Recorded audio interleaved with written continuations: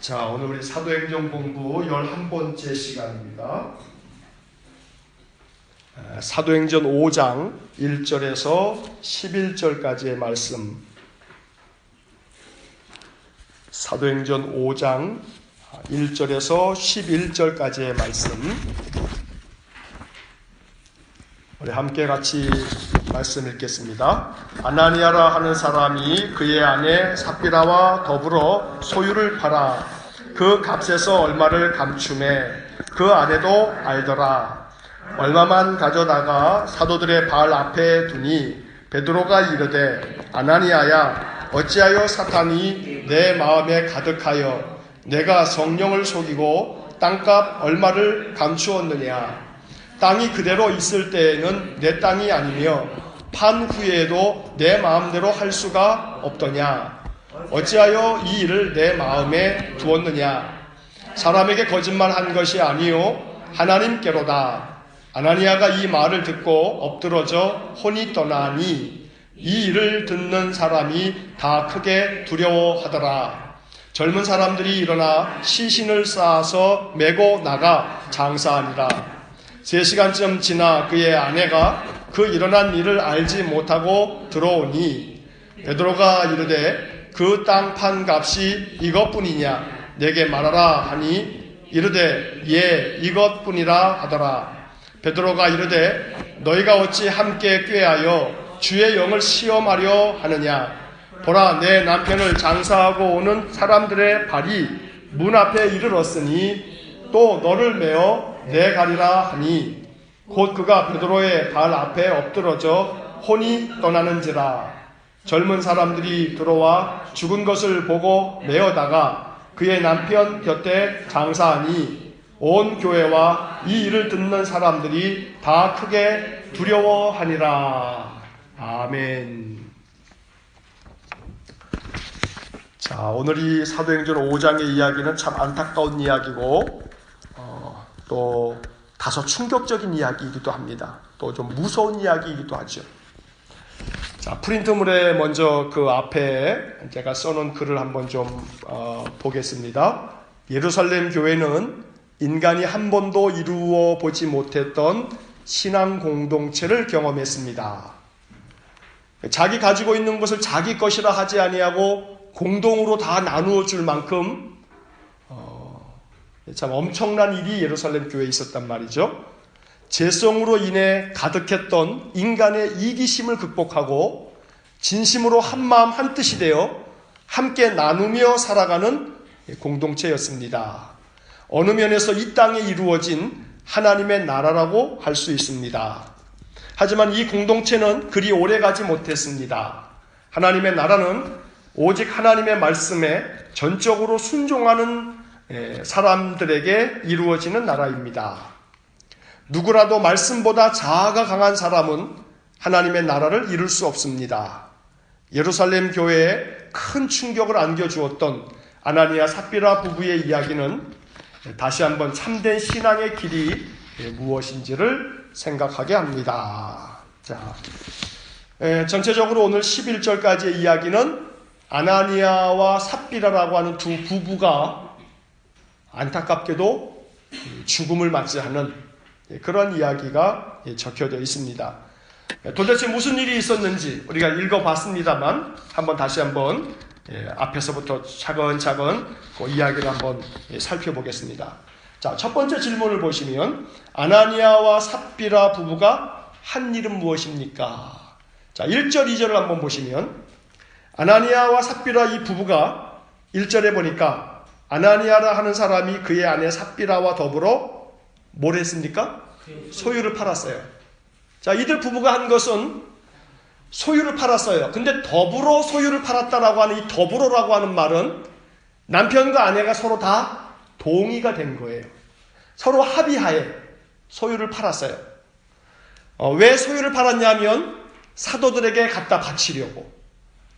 자, 왜 사도들에게 갖다 바치려는 마음이 들었냐면 물론 하나는 성령의 감동이 있었겠죠. 그런데 그들의 마음속에 자극이 된 것이 아마 분명히 있었을 거예요. 우리가 맥락적으로 보면 지난주에 보았던 그 바로 앞에 나와 있는 말씀에 36절과 37절을 보면 구브로에서 난 레위족 사람이 있으니 이름은 요셉이라 사도들이 일컬어 바나바라 번역하면 위로의 아들이라 하니 그가 밭이 있음에 팔아 그 값을 가지고 사도들의 발 앞에 두니라. 자, 이 바나바가 자신의 밭을 다 팔아가지고 사도들의 발 앞에 그 재물을 갖다 주면서 이 예루살렘 공동체가 같이 나누어 쓰도록 기부를 했단 말이에요. 헌금을 한 거예요. 자, 그러니까 이 사람들이 이 바나바를 바라보면서 이 마음 가운데 사람들이 다 정말로 존경하는 마음으로 얼마나 그 명성과 그 칭찬이 자자했겠습니까? 그러니까 아나니아 삽비라 마음속에 무슨 마음이 들었겠어요?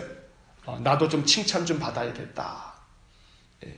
나도 좀 내 재산을 좀 팔아서 저렇게 사람들에게 칭찬을 받고 명성을 좀 얻어야겠다 하는 마음도 아마 있었을지 몰라요. 또 어쩌면 이 아나니아 삽비라의 마음은 전적으로 그래 나도 이 일에 동참해야지. 우리도 그렇게 합시다. 그래가지고 부부가 둘이 그런 선한 마음으로 아마 이 재산을 팔기로 정했을지 모르겠어요. 이 글에는 생략되어 있습니다만 이 행간을 읽어보면 아마 이런 상상도 할 수가 있어요. 아나니아 삽비라 두 부부가 서로 이제 앉아가지고 여보 우리도 이 예루살렘 교회에 이렇게 좀 우리 재산을 좀 팔아서 헌금을 하고 좀 이렇게 선한 일을 좀 해야 되지 않겠어? 이제 그러면서 이 두 부부 사이에 이야기를 하는 과정에서 아나니아가 먼저 이야기를 했을지 삽비라가 먼저 이야기했을지는 알 수는 없지만 누구 한 사람이 먼저 얘기했겠죠. 그러면 다른 한 사람이 전적으로 동의했을 수도 있고 아이고 그런데 하면서 서로 좀 생각이 다를 수도 있고 그러나 생각이 달랐다 할지라도 결국에 가서는 어떻게 됐냐면 동의가 됐어요. 그래서 더불어 소유를 팔았어요. 자, 그런데 이것이 처음부터 그렇게 계획된 건지 아닌지는 알 수는 없지만 중요한 것은 2절 말씀에 그들이 또 뭘 했냐 하면 그 값에서 얼마를 어떻게 했어요? 감췄어요. 처음부터 계획됐는지 아니면 중간에 이것을 다 팔고 난 다음에 가져가려다 보니까 여보 잠깐만 이거 꼭 다 갖다 바쳐야 되겠어요? 해서 중간에 이게 틀어진 건지 이건 알 수는 없어요. 처음부터 이거 우리 팔아가지고 얼마는 좀 숨겨두고 나머지 갖다 바치면서 우리 이거 다 갖다 바쳤다고 합시다. 아이고 그래요 그거 좋겠어요 하면서 처음부터 이렇게 계획을 했던 건지 아니면 처음에는 진짜 다 갖다 바치려고 했는데 중간에 마음이 바뀌었는지 이건 알 수 없어요. 자, 여러분들은 어떻게 생각하세요?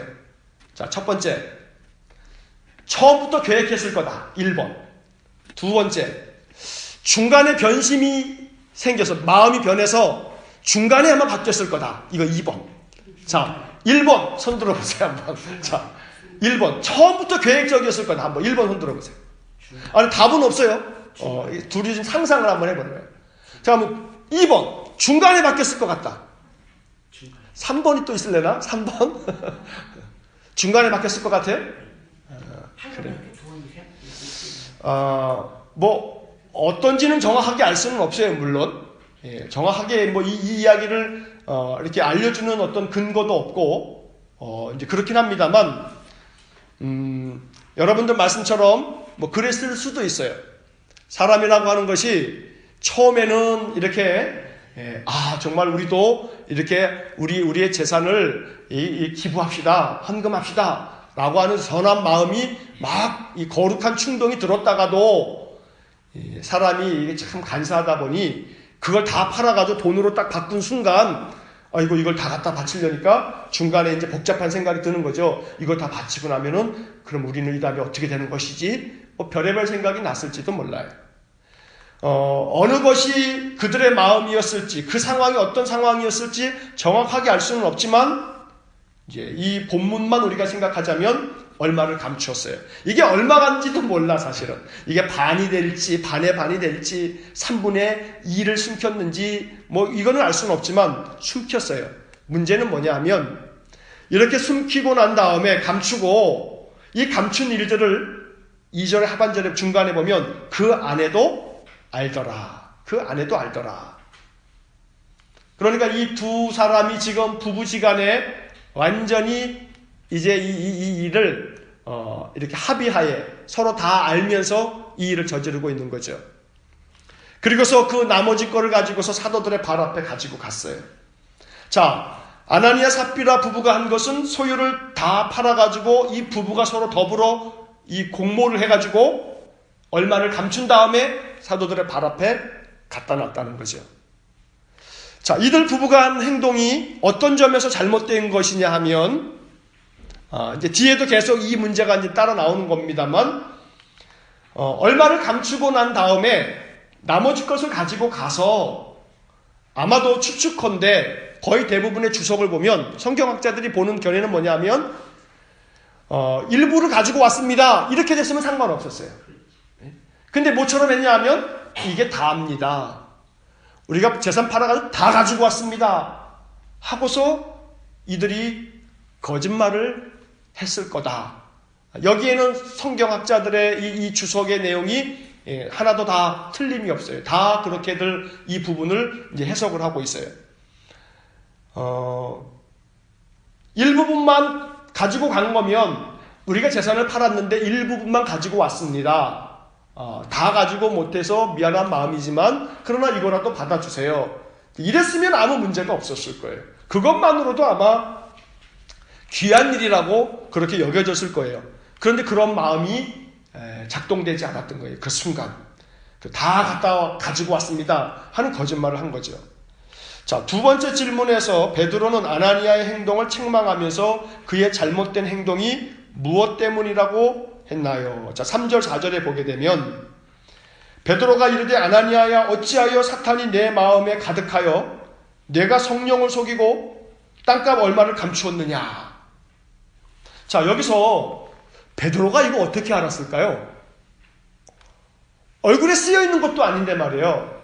일부분을 감추고 가지고 나온 것을 베드로가 그 아나니아가 돈을 딱 사도 발 앞에 딱 가지고 나왔을 때 이걸 딱 알아차리고 어찌하여 사탄이 내 마음에 가득하여 네가 성령을 속이고 땅값 얼마를 감추었느냐. 아나니아가 아마 깜짝 놀랐을 거예요. 땅값 얼마를 감춘 걸 어떻게 하시지? 아마 놀랄 정도가 아니라 정말 마음에 아주 큰 이 두려움에 있었을지도 모르겠어요. 자, 베드로가 어떻게 알았을까요? 성령께서 베드로의 그 심령에 계시하여 주셔서 베드로가 그 사람을 딱 보는 순간 저거 얼마 감추고 나왔구나 라고 하는 것을 알아차렸던 모양이에요. 자, 그렇다면 지금 이 3절을 보는 순간 베드로가 만약에 이런 베드로가 오늘날 교회마다 딱하니 서 있다면 아마 교회 못 들어올 거예요, 사람들. 나는 네가 지난 한 주간 동안에 한 너의 죄와 악을 알고 있다. 정확하게 땅값 얼마를 감추었느냐, 이 돈을 감추었다고 하는 것을 정확하게 지적을 하니까 말이에요. 그래, 베드로가 교회마다 문 앞에 딱 서가지고 있으면 마치 음주운전을 한 사람이 자동차를 몰고 싹 가다가 저 앞에서 이 경찰들이 단속을 하고 있다 이렇게 그게 딱 보이면 그럼 어떻게 해요? 차를 트는 거죠. 딴 길로 가는 거죠. 아마 그랬을지 모르겠어요. 그러니까 이 베드로가 정말 투시의 은사가 있었는지 말이에요. 딱 보고 알아맞추는 거죠. 얼마나 이게 두려운 일이겠어요.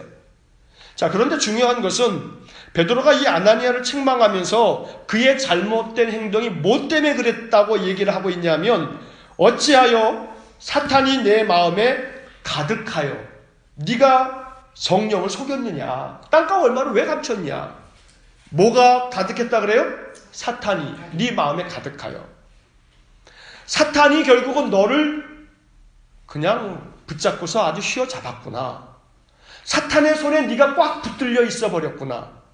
사탄이 너를 붙들고 너를 흔드는 대로 네가 그냥 꽉 붙들려서 흔들렸구나. 그래서 네가 그런 거구나 라고 베드로가 이야기하고 있는 거죠. 그렇다면 이 순간에 아나니아가 했어야 할 일이 뭘까?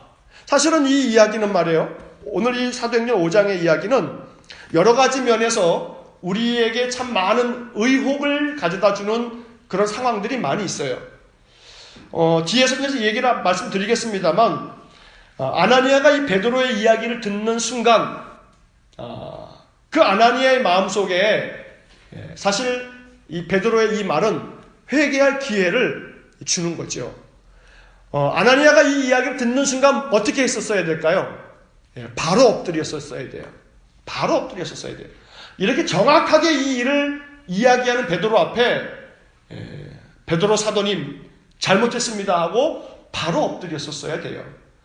아마도 이 본문의 이야기 속에서는 그런 어떤 경황도 없이 이렇게 표현되어 있어서 우리에게 오해를 불러일으키는 그런 일들이 이제 종종 있어요. 자, 4절 말씀에 보면 땅이 그대로 있을 때에는 내 땅이 아니며 판 후에도 내 마음대로 할 수 없더냐. 자, 어찌하여 이 일을 내 마음에 두었느냐. 여기서 그 4절 그 앞부분에 나와 있는 얘기는 뭐냐면 땅이 원래 네가 팔기 전에도 네 땅이고 팔고 난 다음에도 너의 소유가 아니더냐. 그러니 그것을 마음대로 할 수 있는 것은 네 마음대로 하는 거다. 일부를 가지고 나오는 것도 너의 자유고 너의 선택이고 또 네가 어느 부분을 그냥 놔두는 것도 그냥 네가 결정할 수 있는 거다. 그거 네 마음대로 할 수 있는 건데 그런데 이제 4절 그 중간에 어찌하여 이 일을 내 마음에 두었느냐. 이 말은 뭐냐면 결국 팔기 전에도 네 땅이고 팔고 나서도 네 땅이니까 네 마음대로 결정해서 네 마음대로 할 수 있는 일인데 왜 이 일을 마음에 뒀냐? 다시 말하면 왜 네가 그거 다 네 재산이니까 네가 놔두고 내놔도 상관없는 건데 왜 네가 다 가지고 왔습니다. 라고 이렇게 마음을 먹었냐? 이 이야기를 하고 있는 겁니다. 자, 그렇다면 결국 오늘 우리들은 이 3절 4절을 읽으면서 아나니아가 자기의 생각대로 하지 않았던 거예요. 이게 자기 주장대로 하기보다는 지금 아나니아의 마음속에 누가 충동하고 있는 거냐면 사탄이 충동하고 있는 거예요. 우리가 신앙생활을 하다 보면 살다 보면요 종종 내 마음에는 그런 의도가 없었는데 말이 그냥 막 나가는 수가 있어요. 내 의도치 않게 말해요. 그리고 난 다음에 돌아서고 난 다음에 내가 그때 왜 그랬지? 나는 그런 뜻이 아니었는데 하는 생각이 들 때가 있단 말이에요.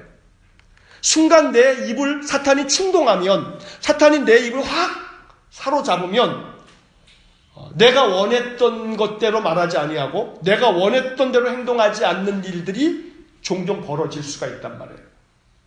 아나니아 삽비라의 마음속에 어쩌면 처음부터 여러분들이 이렇게 생각하신 것처럼 처음부터 계획적으로 조금만 숨겨두고 나머지 것들만 가지고 가면서 전부 가져왔다고 합시다. 이렇게 계획하지는 않았을 것 같아요. 아마도. 그러나 그들 마음속에 어떤 충동이 일어날 때 그때 사탄이 그 마음속에 베드로의 표현대로 한다면 사탄이 내 마음에 가득하여 어찌하여 사탄이 네 마음속에 가득하도록 네가 그걸 내버려 뒀냐 라고 하는 것을 우리가 이 본문에서 이제 읽어낼 수 있어야 되죠. 그러면 여기서 우리는 한 가지 이제 기억해야 될 것이 사탄이 내 마음을 지금 충동하고 있구나. 내 마음을 지금 격동시키고 있구나 라고 하는 것을 알아차릴 줄 아는 영적인 민감함이 있어야 돼요. 내 마음속에 어떤 번민이 든다든가 내 마음속에 어떤 악한 마음이 든다든가 내 마음속에 죄된 생각을 갖게 될 때 우리는 무엇을 알아차려야 되냐면 사탄이 지금 내 마음에 들어와 있구나. 내 마음을 지금 충동하고 있구나. 내 마음을 지금 격발시키고 있구나. 라고 하는 것을 영적으로 알아차려야 된단 말이에요. 그리고 그 순간 매우 순간적일 수 있겠습니다만 그 순간 바로 하나님의 이름으로 예수 그리스도의 이름으로 이것을 대적해야 되는 거예요. 사탄아 이 악한 생각 이 모든 악한 생각을 집어넣는 사탄아 떠나가라 하고서 한번 선포 한번 딱 하고 나면 그 죄된 마음이 사라져 버린다는 거예요. 자주 말씀드립니다만 어둠은 빛의 결핍이에요. 빛이 없으니까 어둠이 찾아오는 거예요. 어둠 자체가 빛이 있는데도 불구하고 어둠이 막 빛을 어떻게 하지를 못해요. 그러니까 환하게 내 마음속에 말씀의 빛이, 복음의 빛이 환해지면 내 마음속에 어둠은 자연히 사라지게끔 되어 있단 말이에요. 사탄이 이 아나니아의 마음속에 가득하다 할지라도 이 아나니아의 마음속에 주의 말씀이 다시 들어오면 그 마음이 환해질 수가 있는 거죠. 그러니까 오늘 본문의 이야기에서 아나니아 삽비라가 결국은 자기들의 마음속에 이게 싹 들어와 있는 이 사탄을 알아차리지 못하고 대적하지 못함으로 말미암아 결국은 이러한 성령을 속이는 그러한 일을 저지르고 말았어요. 그런데 4절에서도 결국 우리가 또 보아야 할 것은 베드로가 책망하기를 누구에게 거짓말을 한 것이라고 말하고 있냐면 사람에게 거짓말한 게 아니고 하나님께 거짓말한 거다. 이거 성령을 속인 거고 하나님께 거짓말한 거다. 이렇게 이야기를 했단 말이에요. 자, 5절 말씀으로 넘어가면서 이제 우리의 마음속에 이제 의아한 게 여기에 있어요. 아나니아가 이 말을 듣고 엎드러져 혼이 떠나니. 자, 그러면 이 5절 말씀을 읽으면서 우리들은 순간 참 마음이 당황스러울 수가 있어요. 좀 전에 말씀드린 것처럼 아나니아가 이 말을 듣고 회개할 수 있는 시간을 좀 주셔야죠. 이 말을 듣고 아나니아가 무언가 선택하고 결정할 수 있는, 그런데 이 말을 듣고 엎드러져 혼이 떠나버렸어요. 그러니까 이 글로 보자면 5절 이 글자로만 보자면 우리들의 마음을 당황하게 만드는 건 뭐냐면 베드로가 그저 한마디 딱 하자마자 이 아나니아가 꽝 엎드러져가지고 혼이 떠나 죽어버린 거예요. 그러면 조금 우리들의 마음속에 야 이거 좀 너무하다. 어떻게 이럴 수가 있나 하는 생각이 들어요. 이 아나니아 삽비라 이야기는요 아무리 생각해봐도요 이거 진짜 하나님 너무 무섭네 이거. 이렇게 하면 뭐 누가 믿을 수 있겠어 라고 하는 생각이 들 수도 있어요. 두려운 마음이 들어요. 자, 요거는 이제 나중에 이제 맨 마지막에서 요 이야기에 대한 부분을 다시 한번 정리를 하겠습니다만, 자, 뒤에 이제 세 번째 질문 한번 보시면, 베드로의 책망이 있은 후 아나니아는 이 말을 듣고 엎드러져 혼이 떠나 죽었습니다. 자, 3시간쯤 지나 그의 아내 삽비라가 그 일어난 일을 알지 못하고 들어오자 베드로는 그녀에게 뭐라고 말했나요? 자, 7절, 8절을 보니까 8절 말씀에서 한번 같이 읽어보겠습니다. 베드로가 이르되 그 땅 판값이 이것뿐이냐 내게 말하라 하니 이르되 예 이것뿐이라 하더라. 자, 베드로가 그 판 땅값이 이게 다냐 라고 물어보니까 아내가 또다시 예 그것뿐입니다 하고 거짓말을 한단 말이에요. 자, 결국은 이 삽비라 역시 마찬가지로 이 베드로의 이 질문에 대하여 자기 남편이 이미 3시간 전에 죽었다라고 하는 사실을 알지 못하고 이렇게 대답을 해요. 근데 이제 여기서도 여러분들이 이 아나니아 삽비라 이 이야기는 이 본문 자체의 글자의 함정에 빠지면 안 돼요. 어떤 또 혼동이 있냐면 이게 좀 말이 잘 안 된다라고 하는 생각이 들 수 있는 부분이 이거예요. 자, 6절 말씀에서 젊은 사람들이 일어나 시신을 싸서 메고 나가 뭐 했다 그래요? 장사하니라. 아니 남편이 죽어서 장사를 해야 되는데 이 아내가 3시간 동안 알지 못했어요. 장사를 하는데도 불구하고 아내가 몰라. 아니 남편이 죽으면 당장 누구부터 연락해야 돼요? 아내한테 연락해야죠. 아내가 알지도 못한 사이에 장사를 지내면 돼요 안 돼요? 안 되죠. 그러니까 이게 지금 문맥상으로 이게 지금 앞뒤가 안 맞는다. 이게 지금 도대체 있을 수 있나 하는 생각이 들 수가 있어요. 그래서 이 본문의 이야기 자체를 꼼꼼히 읽어가다 보면 조금 이건 납득이 안 되는 상황이네 라는 그런 마음이 들 수도 있단 말이에요. 자, 이러한 상황들을 잠깐 그냥 지금 그렇게 문제 제기만 하고 잠깐 접어두시고 자, 이제 그 다음에 이제 그 이야기를 후에 보면 결국 이 삽비라가 그거가 답니다라고 거짓말을 또 한 번 하죠. 그래가지고 그 결과 그녀는 어떻게 돼버렸어요? 역시 마찬가지로 죽어 나자빠지는 거예요. 자, 9절에 베드로의 이야기를 한번 같이 읽겠습니다. 베드로가 이르되 너희가 어찌 함께 꾀하여 주의 영을 시험하려 하느냐. 보라, 내 남편은 장사하고 오는 사람들의 발이 문 앞에 이르렀으니 또 너를 메어 내가리라 하니. 이거야말로 참 무자비한 얘기죠. 베드로가 말해요. 야, 너의 남편을 장사 지내고 온 사람들이 지금 문 앞에 있는데 이제는 널 내갈 거다. 너가 지금 이제 죽어 나갈 거다. 라고 이야기를 해요. 베드로가 이런 말을 하면 안 되죠. 자기는 3번이나 부인했으면서, 3번이나 부인하면서 막 저주하면서 막 부인까지 했으면서, 아나니아 삽비라가 지금 실수 몇 번 한 거예요. 이거 지금 한 번 한 거죠, 한 번. 둘이 그냥 한 번씩 한 거죠. 그럼 그 한 번 실수에 대해서 베드로가 이렇게 인정사정 없이 말해요. 네 남편 장사 지내고 온 사람이 지금 문 앞에 왔는데 너가 이제 장사 지내 나갈 거다. 너를 메어 나갈 거다. 라고 이야기하는 거. 베드로가 이렇게 얘기하면 와, 베드로가 무슨 일을 했는지 알고 있는 우리로서는 야, 진짜 베드로 너무하네. 헤로도 너무하네. 자기는 3번씩이나 부인하고 말이야. 죽을지언정 부인하지 않겠습니다. 떵떵거리고 그렇게 자신만만하던 인간이 그냥 며칠도 지나지 않아서 몇 시간도 지나지 않아서 확 뒤바뀌어가지고 그랬으면서 한 번 이렇게 실수한 사람에 대해서 너희들 그러면 못 써. 이래야지 어떻게 이렇게 단박에 이럴 수가 있는가 하는 생각이 든단 말이에요. 풀리지 않는 수수께끼 같은 이 어려운 문제란 말이에요. 자, 결국은 베드로의 말이 떨어지기가 무섭게 10절 말씀에 이 곧이라고 하는 말이 즉각적으로 그 말이 떨어짐과 동시에 그가 베드로의 발 앞에 엎드러져 혼이 떠나는지라. 아이고, 그냥 그 하루에 남편과 아내가 3시간 차이로 둘 다 죽어버렸어요. 그러니 이게 얼마나 충격적인 일이냔 말이에요. 자, 5절 하반절에 보니까 아나니아가 이렇게 죽은 것에 대해서 이 일을 듣는 사람이 다 크게 두려워하더라. 그리고 11절의 말씀을 보면 온 교회와 이 일을 듣는 사람들이 다 크게 두려워하니라.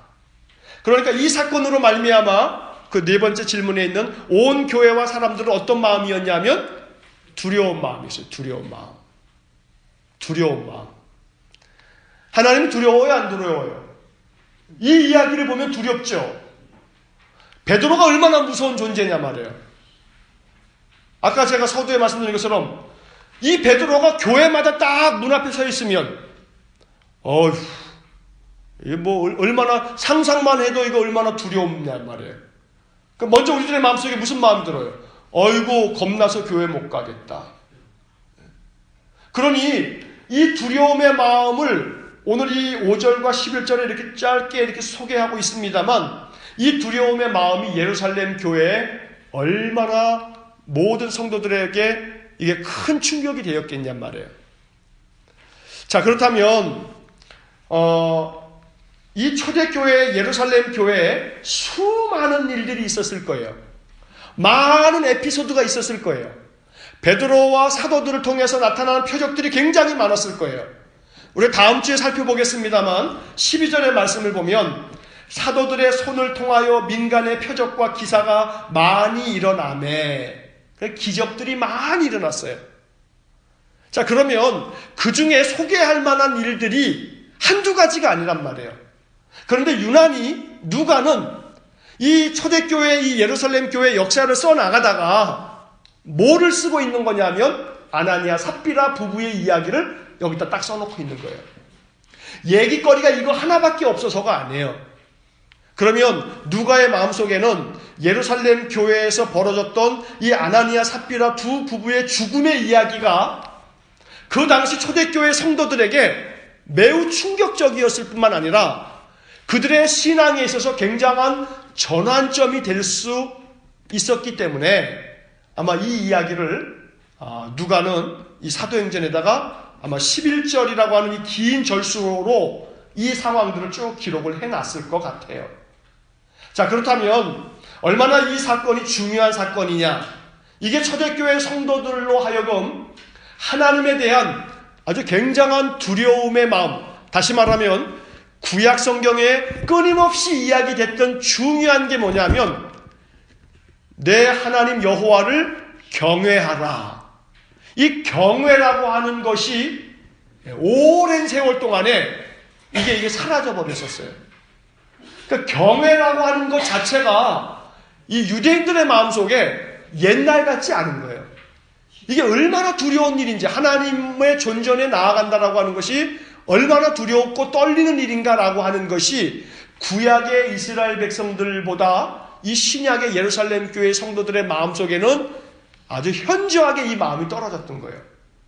자, 하나님은 분명한 사랑의 하나님이세요.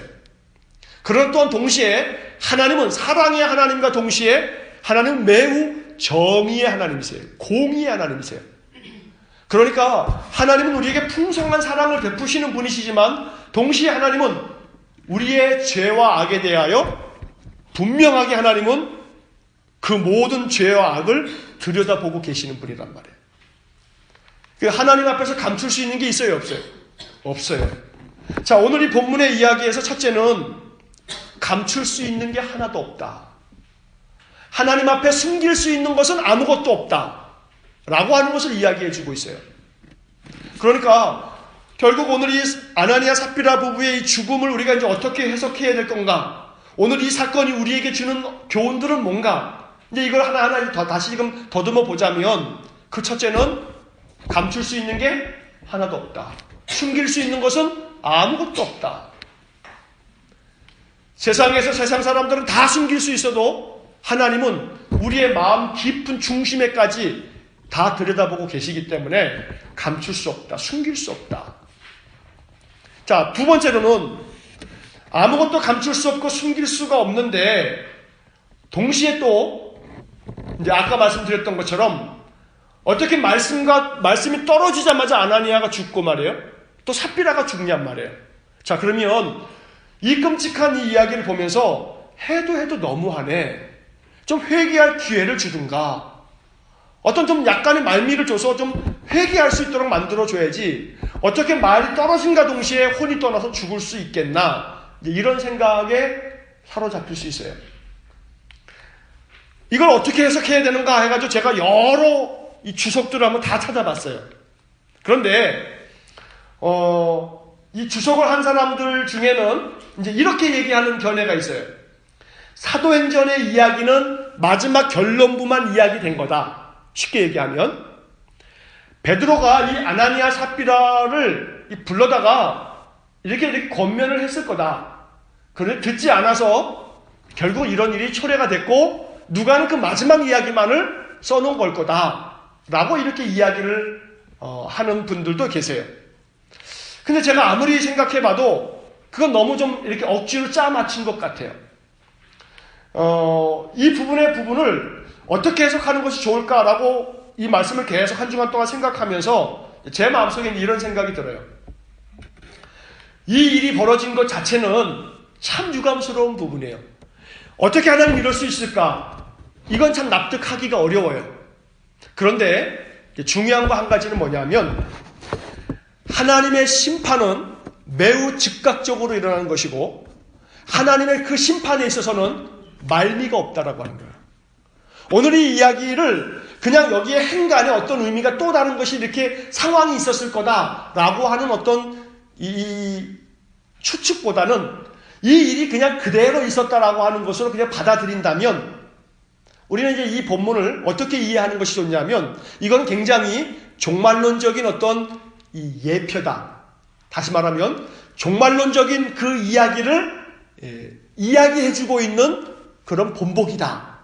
다시 말하면 예수님께서도 어떤 비유를 말씀하셨냐면 그날이 임할 때에 지붕에 있는 사람들은 지붕에 내려와서 들어갈 생각하지 말아라. 이 말은 뭐냐 하면 심판이라고 하는 것은 아주 매우 즉각적으로 임하는데 이 그날이 임하는 것이 뭐와 같이 임한다고 주님은 말씀하시냐면 도적같이 임한다. 자, 도적이 예고하고 들어오나요?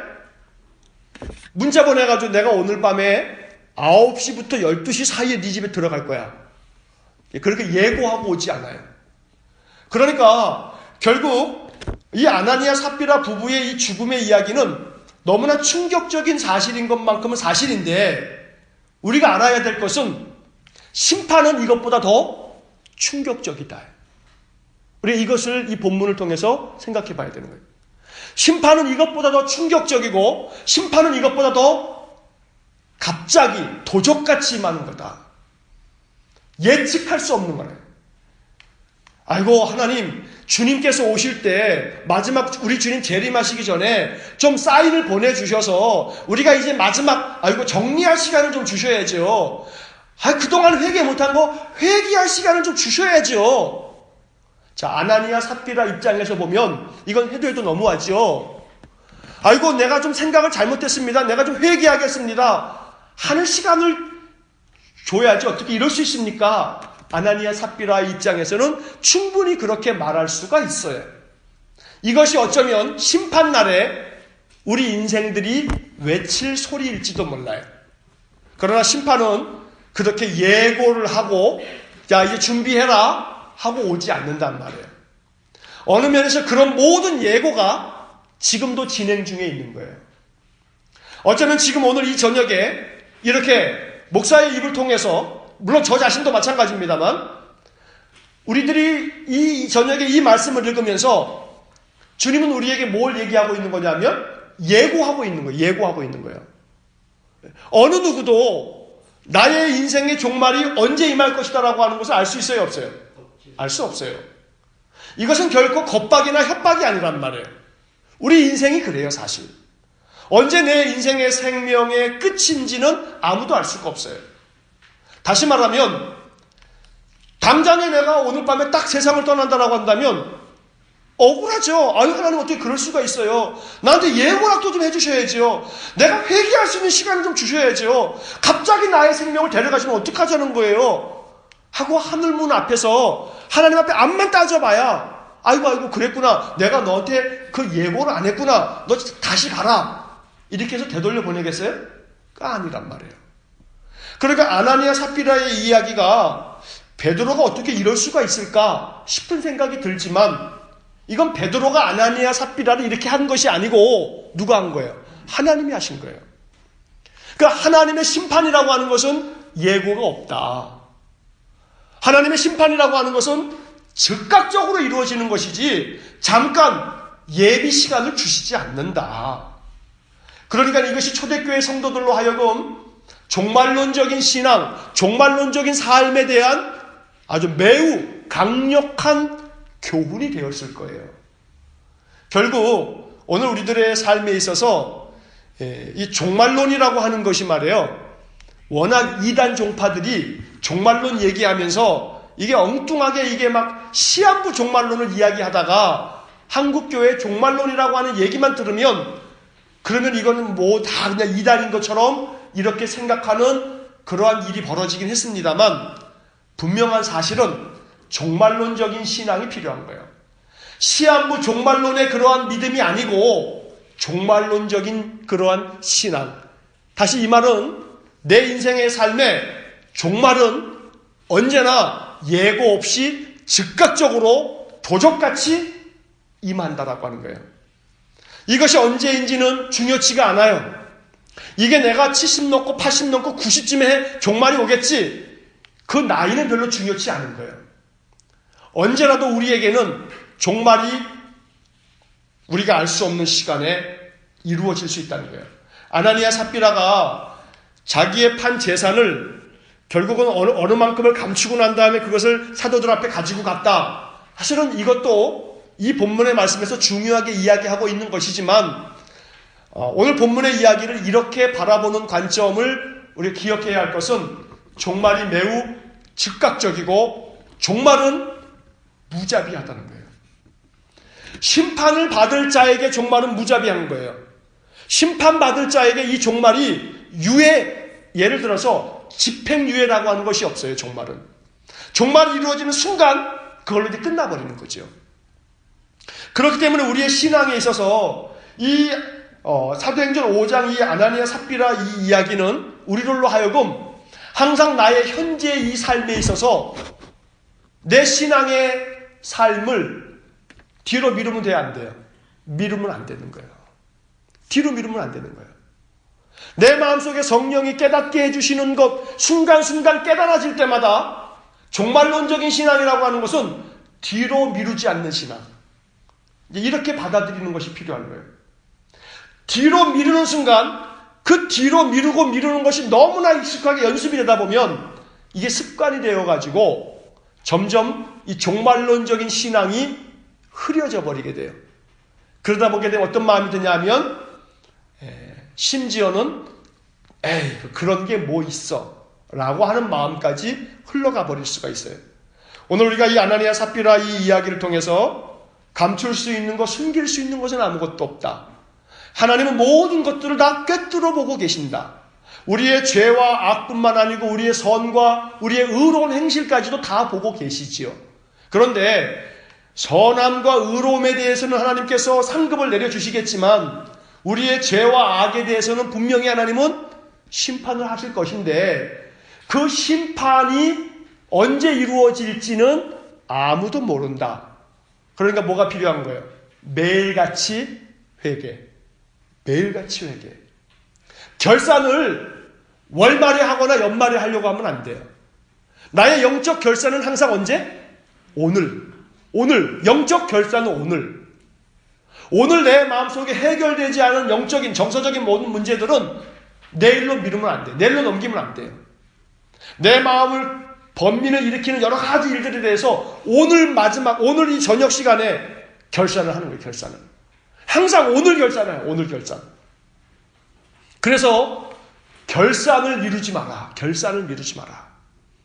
오늘 본문의 이야기를 우리가 이렇게 바라볼 수 있기를 원합니다. 결산을 미루지 마라. 내 오늘이 나의 인생의 항상 마지막인 것처럼 오늘 하루하루를 정리해라. 다른 정리는 못한다 할지라도 영적인 정리. 영적인 정리가 뭐겠어요? 오늘 하루 나의 죄와 악을 씻어내 주십시오. 오늘 하루 내가 마음 가운데 품었던 불순종했던 불신앙 가운데 있었던 나의 악함에 대해서 주님 오늘 나의 모든 허물을 주의 보혈로 씻어내 주십시오. 그래서 오늘 하루하루를 깨끗하게 그날 영적으로 결산을 해버리고 그 다음을 맞이할 줄 아는 이것이 아나니아 삽비라의 이 죽음이 가져다 놓은 이 충격적인 사실을 우리가 극복할 수 있는 길일 거예요. 자, 또 하나는 아나니아 삽비라가 이렇게 두 부부가 꾀했어요. 음모를 꾀했어요. 그리고서 이 베드로를 속였지만 그 베드로를 속인 게 아니고 사람을 속인 게 아니라 하나님 속인 거다라고 하는 책망을 듣게 됐어요. 자, 하나님을 속이려고 하는 이 아나니아 삽비라의 이 마음, 결국 사람에게 거짓말한 것이 아니라 하나님께 거짓말한 거다라고 하는 이 4절에 나와 있는 이 베드로의 책망의 이야기를 우리가 잠잠히 깊이 들을 필요가 있어요. 성령께서 우리에게 사도행전 5장을 통해서 말씀하시는 것으로 이 이야기를 들을 때에 내가 하나님을 속이는 일이 있지는 않았는가? 내가 하나님 앞에서 하나님을 속이는 일이 있지 않도록 언제나 나의 삶에 대한 부분을 항상 돌아볼 줄 아는 그런 영적인 상태를 우리가 유지해 가야 돼요. 마음속에 항상 하나님 앞에 아마도 이제 이럴 가능성이 커요. 주일날이 되면 예배당에 나와서 하나님 앞에 막 이렇게 공약을 해요. 공약을. 주님 내가 이렇게 하겠습니다. 이렇게 하겠습니다. 막 마음속으로 예배드리면서 공약을 해. 그리고서 그 공약이 한 주간을 지나는 동안에 싹 다 이제 이 공수표가 돼버리는 거예요. 공약은 말 그대로 공약이야.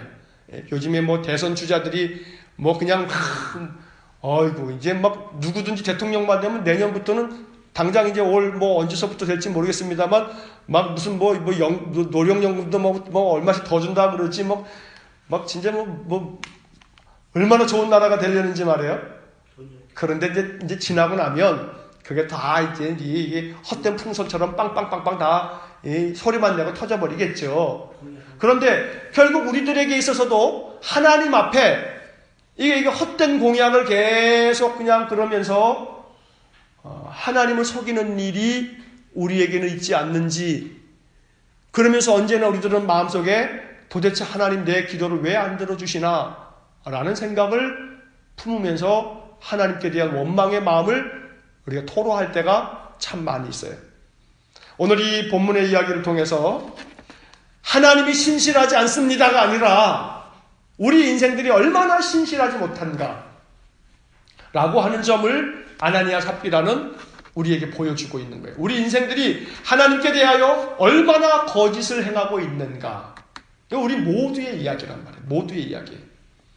그래서 이 아나니아 삽비라 이 이야기는 아마 예루살렘 교회 성도들에게 그동안에 그 가지고 있었던 그 위선된 모든 위선들이 아마 그냥 싹 다 발가벗겨진 것 같은 그런 두려움을 갖게끔 만들었을 거예요. 자, 참된 신앙이 뭔가? 뭐 대단한 무엇을 하나님이 원하시는 것이 아니고 결국 하나님께서 우리들에게 원하시는 바른 신앙은 결국 진실된 것, 거짓이 없는 것. 오늘 이 아나니아 삽비라 이야기를 통해서 거짓이 없는 믿음, 거짓이 없는 믿음, 앞과 뒤가 다르지 않는, 앞에서와 뒤에서가 언제나 한결같은 이러한 믿음에 대해서 우리의 마음을 자극하고 도전하는 이야기라고 말할 수가 있을 거예요. 하나님은 우리의 앞모습만 보는 게 아니라 우리의 뒷모습도 훤하게 보고 있는 거죠. 그러니 아나니아 삽비라가 베드로 앞에 가면서 이게 다입니다 하면서 앞에서는 자기들이 다 갖다 바친 것 같지만 그러나 성령은 뭘 보고 있는 거냐면 그들의 뒷모습을 보고 있는 거죠. 뒷모습을 보고 있는 거예요.